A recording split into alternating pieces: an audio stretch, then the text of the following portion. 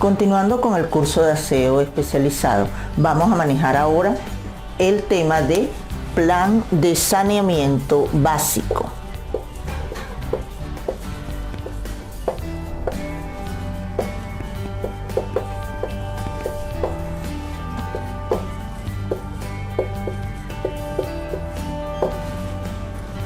Recuerden que vamos a manejar tanto el tema de limpieza como el tema de desinfección. Sin embargo, aunque vinculantes 100%, aunque van de la mano uno al otro, pues siempre vamos a tratar desde este plan de saneamiento básico, se van a estar manejando de forma separada. Uno va de la mano con el otro y uno es complementario del otro, pero eso lo vamos a ir desarrollando lentamente en función de en la medida que vayamos desarrollando el curso. El plan de saneamiento básico se divide en 4 partes fundamentales. La primera es lo que tiene que ver con limpieza y desinfección.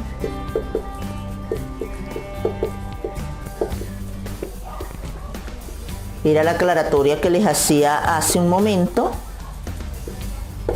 2 procedimientos vinculantes que van de la mano, uno es complementario del otro, pero que se van a ir desarrollando de forma separada, de manera independiente, para ir caracterizando cada uno de ellos y poder ver los protocolos, cuáles son los paso a paso, las formas de realizarlo de la manera adecuada. Tenemos además lo que tiene que ver con control de plagas o manejo integrado del control de plagas.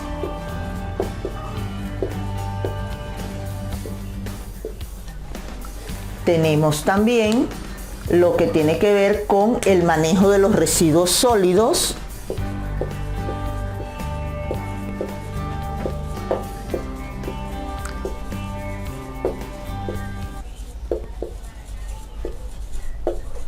El manejo de residuos sólidos y el abastecimiento de agua. Abastecimiento de agua, específicamente, pues estamos hablando de agua potable.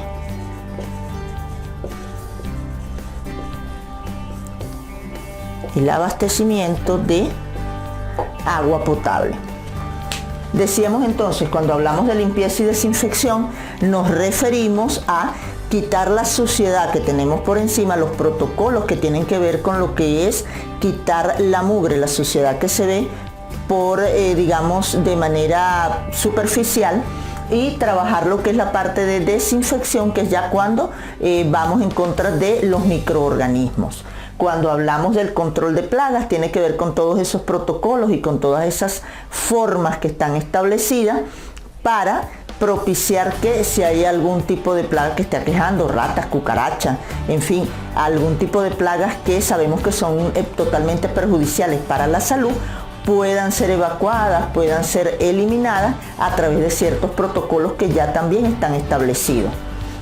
El manejo de residuos sólidos es parte de lo que ya hemos conversado anteriormente a lo largo del curso, donde debemos estar pendientes de cómo se desechan, cómo se clasifican los residuos, cómo es su disposición final, en función de prevenir altos riesgos de contaminación para el medio ambiente y, por supuesto, riesgo a la salud pública, donde estamos evitando riesgos incluso para nosotros mismos, que somos los que estamos manipulando el tipo de residuos que recogemos de las distintas instituciones donde laboramos.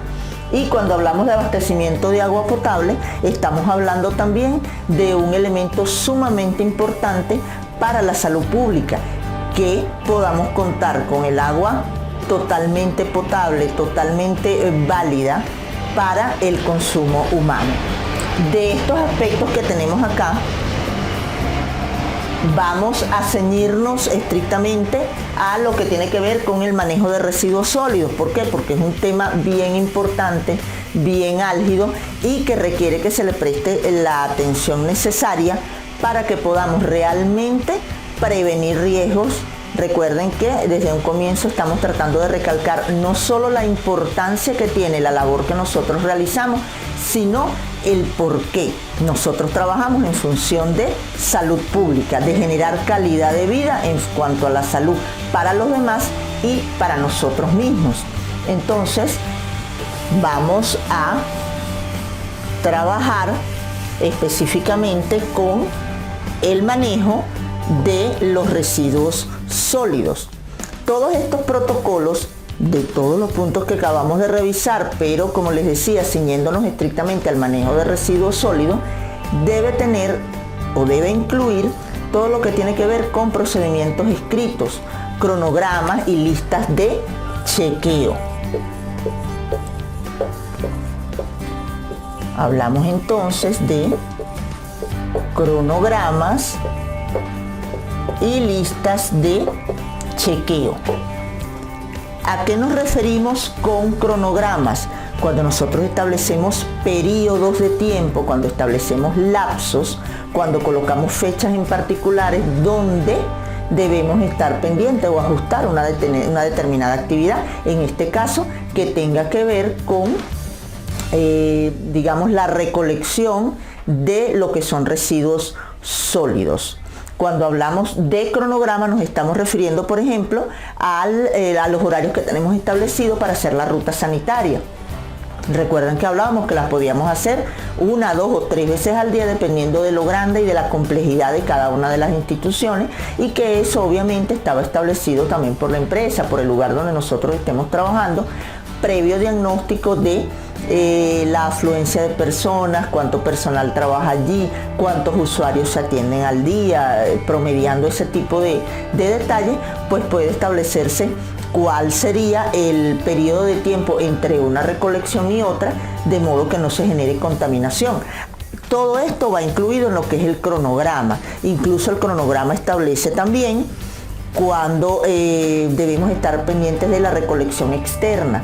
Todo ese tipo de detalles, todo lo que tenga que ver con fechas, con horarios, va establecido dentro del cronograma. ¿Por qué? Porque eso nos va a permitir a nosotros también llevar un registro, verificar también que sí se estén cumpliendo esos protocolos y que sí se estén realizando en las fechas que están establecidas, sobre todo en las áreas de salud donde trabajamos con residuos bastante peligrosos, residuos anatomopatológicos, y que requieren que se estén evacuando de manera constante para evitar riesgo de contaminación. Pues es bien importante estar atentos con el cronograma.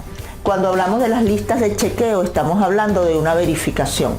Esa verificación que se hace en función de estar pendiente de que los protocolos se estén haciendo de la manera correcta, de que las dotaciones y de que todos los implementos estén allí presentes. ¿Para qué? Para que no vayamos a de repente estar exigiendo que un protocolo se haga de una manera determinada o de acuerdo a cómo está establecido, pero no tenemos los implementos para hacerlo de la forma correcta. Entonces de allí no solo nos estamos saltando el conducto regular, sino que también estamos incurriendo en el error de realizar un protocolo de forma equivocada. Entonces, las listas de chequeo nos implican una verificación. Se utilizan para hacer supervisiones, que un supervisor, un coordinador pueda llegar después que se ha realizado un determinado protocolo con una lista de chequeo para verificar que los implementos estén ordenados, estén organizados, que se hizo la limpieza de una habitación, de una oficina. Vamos a verificar que en el baño se hayan sacado los residuos que haya que sacarlos, que todas las papeleras estén con sus bolsas, que las bolsas sean del color del contenedor, que las personas estén utilizando sus EPP de la manera correcta o que estén utilizando simplemente la dotación que ya previamente se les ha entregado. ¿Por qué es importante hacer la separación de residuos? Recuerden que estamos hablando de residuos que tienen que ver con los residuos sólidos. ¿Por qué es importante hacer la separación de residuos?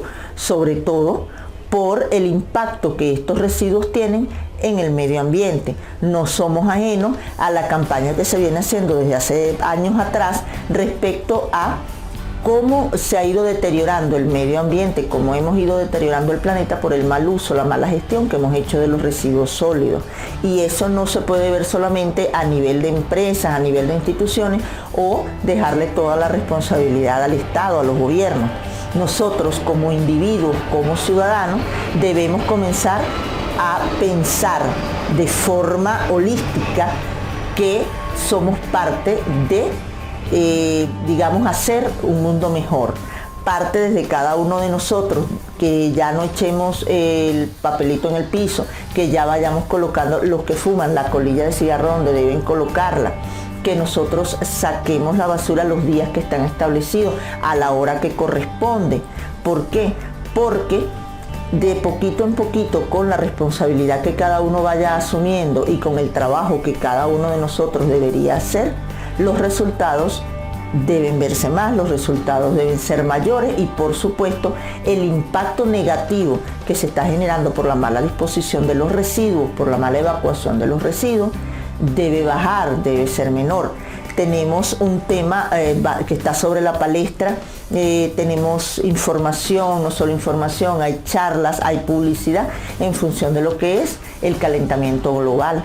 Recordemos que eso está generado por los distintos gases, por los vapores que van generando toda esa cantidad de residuos que nosotros vamos de alguna manera desechando y que lo hacemos de la manera incorrecta. Eso genera un efecto invernadero que es lo que está afectando todo el deshielo de los polos. Esas grandes inundaciones que se están dando últimamente provienen de lo que tiene que ver con el calentamiento global, y todo parte también de la mala gestión que hemos hecho de los residuos, ese impacto negativo que está teniendo, digamos, ese mal manejo de residuos en el medio ambiente. Y recordemos que, aunque sea una frase bastante trillada porque la escuchamos muchísimo, el mundo es la única casa que tenemos, al menos hasta ahora. Entonces, así como nosotros tratamos de cuidar la casa que tenemos acá, esas 4 paredes y ese techo que nos cubre, también tenemos que pensar un poquito de manera más consciente y sobre todo entender que en la medida en que nosotros con el ejemplo enseñemos a los más pequeños, pues esas futuras generaciones no solo nos van a agradecer vivir en un mundo mejor, sino que también van a manejarse de una manera distinta a como comenzamos a manejarnos nosotros. Entonces, bien pendiente que la importancia para hacer la separación de residuos es que minimicemos el impacto que tiene esa mala disposición en el medio ambiente.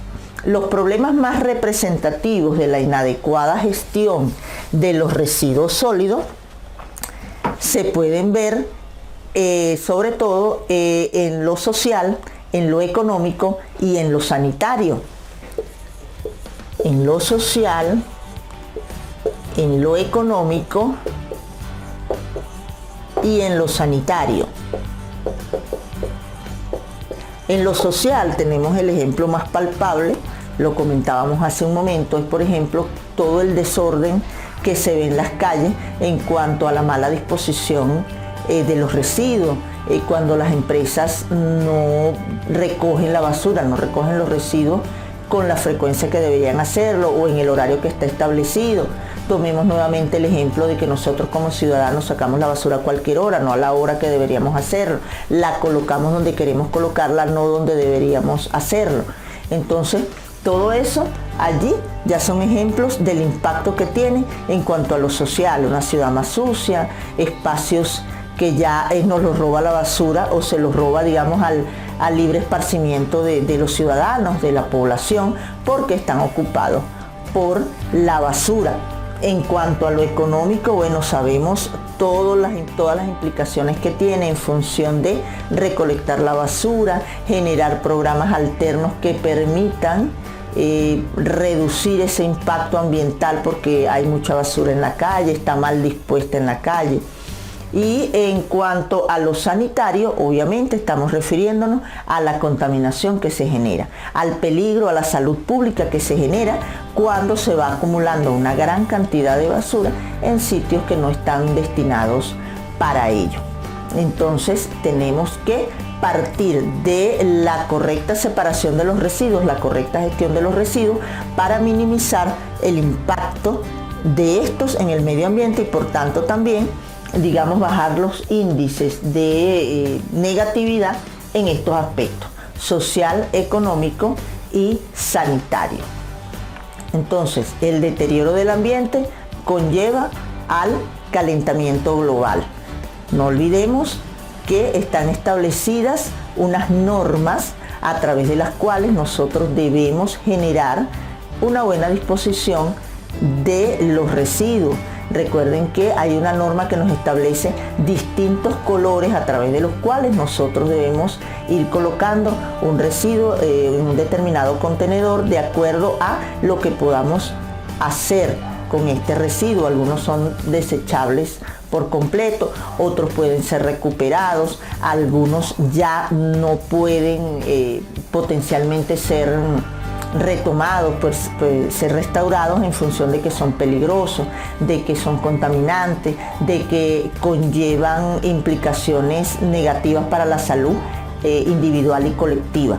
Entonces, seguir la normatividad, seguir los protocolos, siempre nos va a dar buenos resultados en función de la labor que nosotros estamos realizando.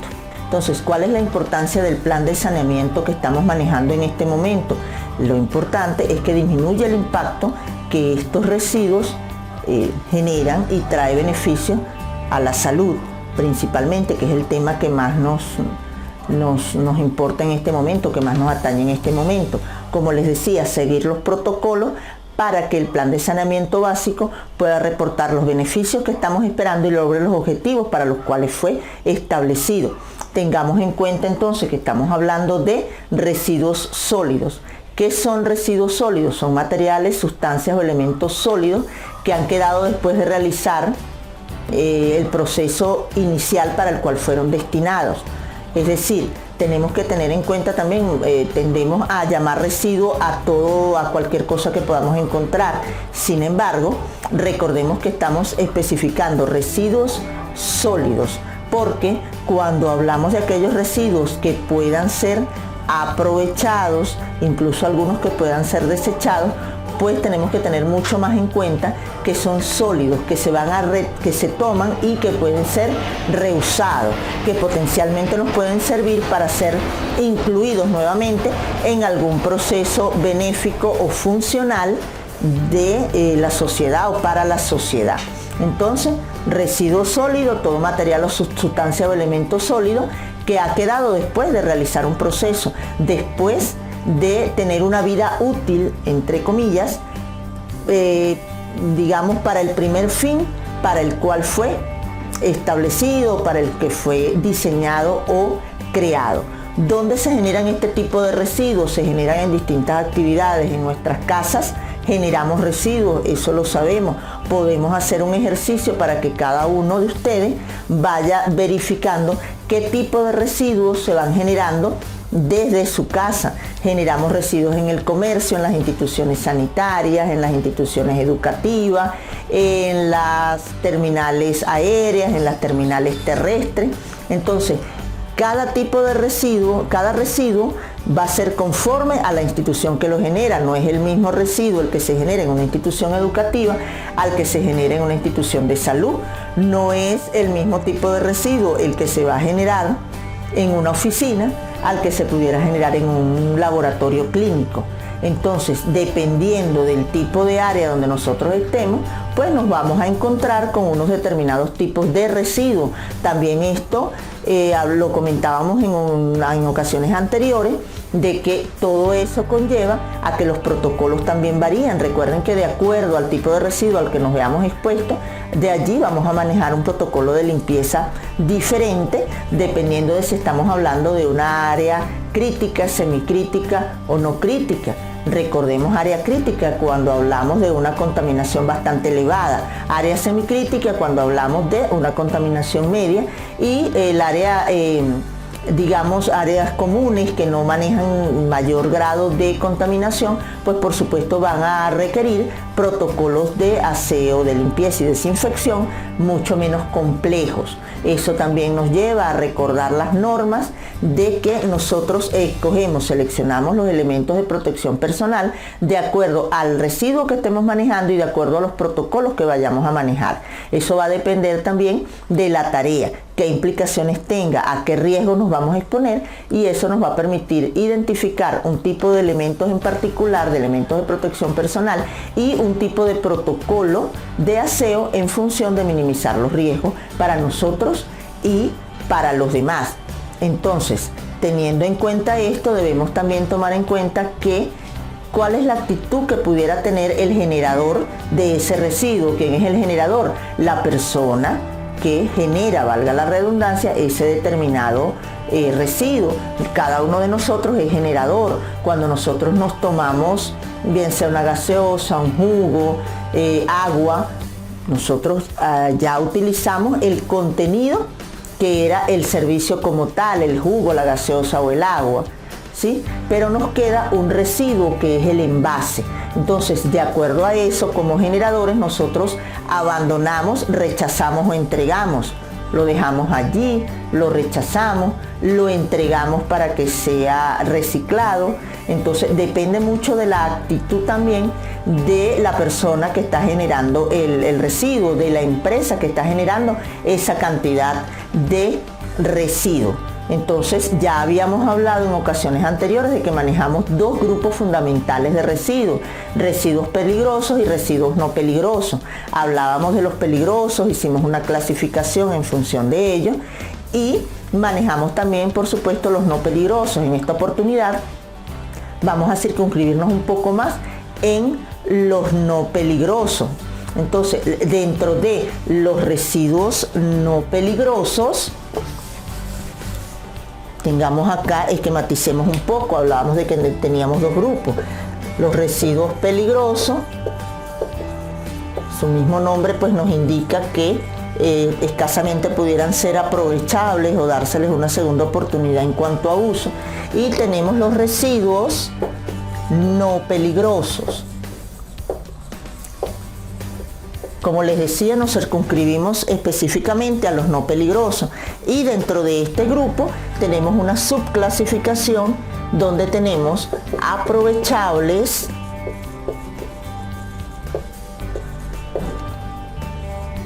y no aprovechables.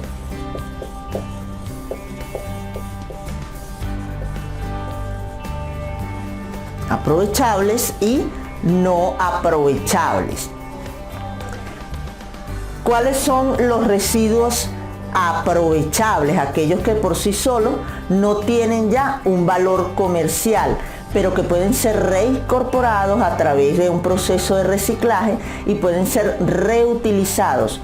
Pudiera ser para el mismo fin que ya cumplieron o para otro tipo de tarea que pudiéramos de modo industrial, o que les pudiera permitir de modo industrial por ser reinsertado para algún tipo de función comercial, ¿sí? O a través de cualquier proceso productivo. Eso requiere obviamente todo un proceso que es lo que llamamos de reciclaje.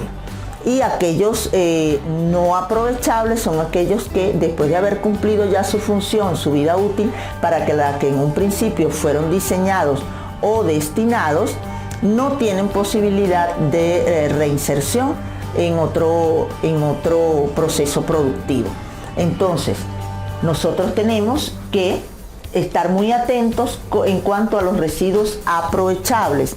¿Por qué? Porque los residuos aprovechables nos van a permitir incidir menos de forma negativa en el medio ambiente. Todo aquello que nosotros podamos reciclar, debemos hacerlo, y ese proceso, esa cultura debemos comenzar a practicarla desde nuestras casas. Si nosotros lo hacemos desde nuestras casas, vamos a hacerlo también en el trabajo, lo vamos a hacer en la calle, y en definitiva es ese pequeño aporte que como ciudadanos cada uno debe hacer por el bienestar de nosotros mismos. Es el medio ambiente donde vivimos y es en el que nosotros estamos, digamos, actuando de peor mala fe. A través de la contaminación y de la mala disposición que hacemos de los residuos, estamos generando inconvenientes para nosotros mismos, para nuestros hijos y para las generaciones futuras. Entonces, tengamos en cuenta que en cuanto a los residuos aprovechables, debemos recordar también toda la normativa que hay en cuanto a los colores, cómo debemos hacer la disposición ya de cada residuo de acuerdo a lo que podamos seguir obteniendo de ellos o no. No se les olvide que tenemos allí pendiente una serie de contenedores que están establecidos en la norma, de la cual vamos a hablar más adelante también, y que nos va a permitir tener una menor incidencia negativa en el daño que se le está causando al medio ambiente y por tanto al planeta.